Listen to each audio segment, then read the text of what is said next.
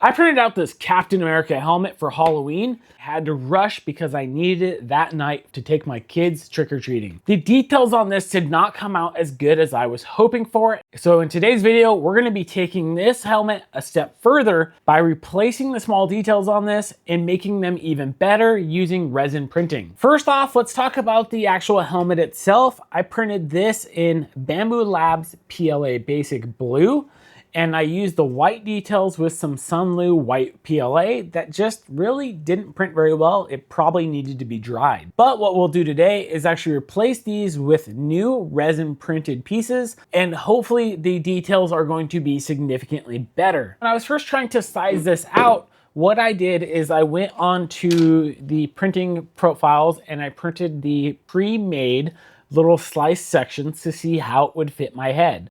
This is 100% and it was not even close. I printed another one at 105%, which seemed to be perfect. It could be a little bit tighter, but I was in a rush and I needed to just get it going. So this is scaled to 105%. And I think for the most part, it fits me fairly nicely. It's a little tight right here when you first put it on, but overall, it's pretty good.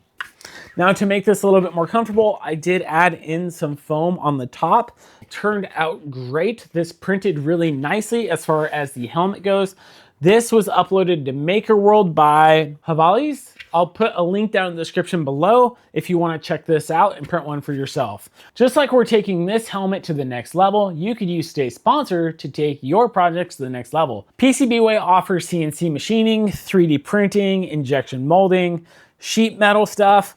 And you could even get these extra details here on this helmet printed in metal if you wanted to. And I think that would look super cool. Maybe we should do a video on that where we make another helmet and we use PCBWay to go ahead and have them 3D print in metal some of these small details like that. I think that would look phenomenal. Thank you to PCBWay for sponsoring today's video. Now let's get back to it. Why would we resin print these pieces instead of just printing them on our regular FDM printer? The difference is that resin printers can print in a much higher detail using much smaller layer lines essentially.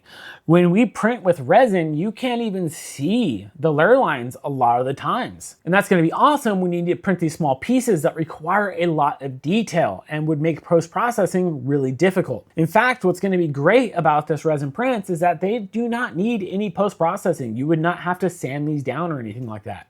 So now let's talk about how we're going to fix the small details on this. First off, I'm gonna pry all this stuff off. It's held on by super glue. Hopefully it comes off pretty easily. Then we will reprint this in resin using the Anycubic Mono M7 Pro resin printer. Let's get that loaded up into the slicer and get this thing printed.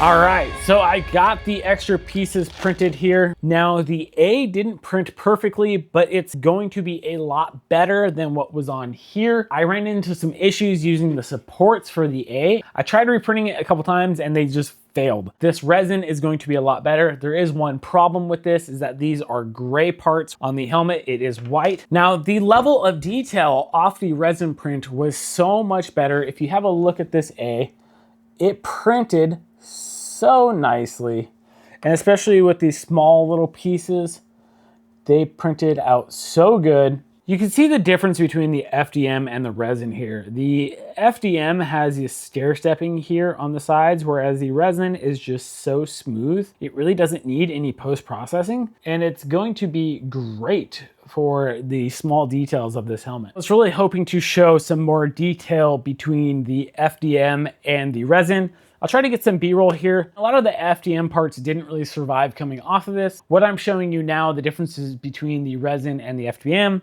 Now to reattach all these extra parts here, I'm gonna be using my No Clogger 3D printing glue just basically some super glue to get everything back on here. Let's go ahead and get that installed and see how much better this looks.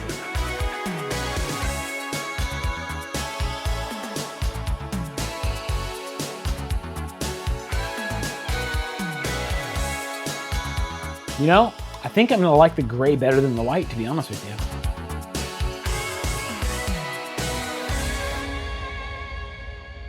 All right, so everything is installed on here. The gray looks better in my opinion. The front A looks significantly better. It could be a little bit better with this layer shift right here, but other than that, it looks great. The sides are the more noticeable improvement. I'm really happy with how these came out.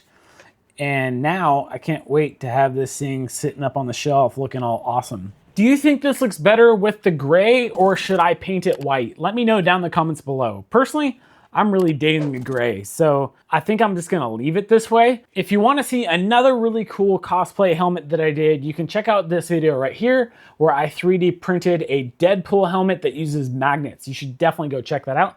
This is Adam from the Rad Dad Print Lab, and I'll see you next time.